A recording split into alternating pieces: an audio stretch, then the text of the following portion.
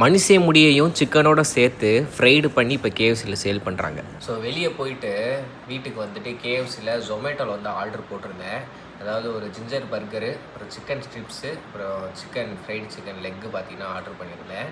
So அதில் என்னென்னா அந்த சிக்கன் ஸ்ட்ரிப்ஸில் சாப்பிட போகும்போது ஒன்றும் தெரில, முக்கால்வாசி ஆல்மோஸ்ட் பார்த்திங்கன்னா சாப்பிட்டு முடிச்சாச்சு. லாஸ்ட்டாக அந்த ஒரு பீஸை எடுத்து சாப்பிடும்போது உள்ளே அப்படியே அந்த ஃப்ரைட் பண்ண அந்த மாவு இருக்கும் பார்த்திங்களா, கிறிஸ்பியாக வரும்ல, அதில் வந்து பார்த்திங்கன்னா முடி இருக்குது. ஒரு பசங்களோட முடி மாதிரி தான், ரொம்ப பெரிய முடி கிடையாது. ஒரு ஒரு மென்னோட ஏர் தான் பார்த்திங்கன்னா இருக்குது. அது அப்படியே மேலே உள்ள லேயரில் பார்த்திங்கன்னா சுற்றி அப்படியே ஃப்ரைடாகி பார்த்திங்கன்னா இருக்குது. நான் வீடியோ அட்டாச் பண்ணுறேன், நீங்களே பாருங்கள்.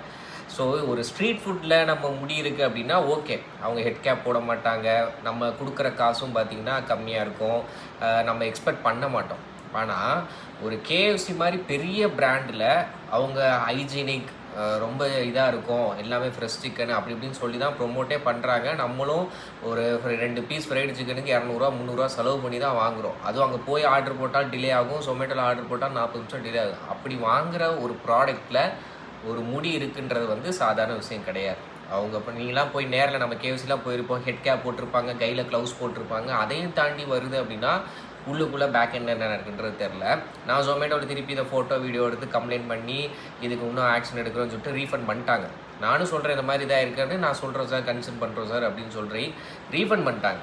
பட் இது திருப்பி நடக்காது. ஆல்ரெடி நிறையா வீடியோ பார்த்துருப்பேன், கேஎஃப்சி சிக்கனில் புழு இருக்கிறது அது இதுன்னு. நான் சாப்பிட்டு முடிச்சதுக்கப்புறம் அதை பார்த்தேன். இதை முதலே பார்த்துருந்தா கண்டிப்பாக வீட்டில் குழந்தைங்களாம் சாப்பிட்டாங்க, சாப்பிட விட்டுருக்க மாட்டேன்.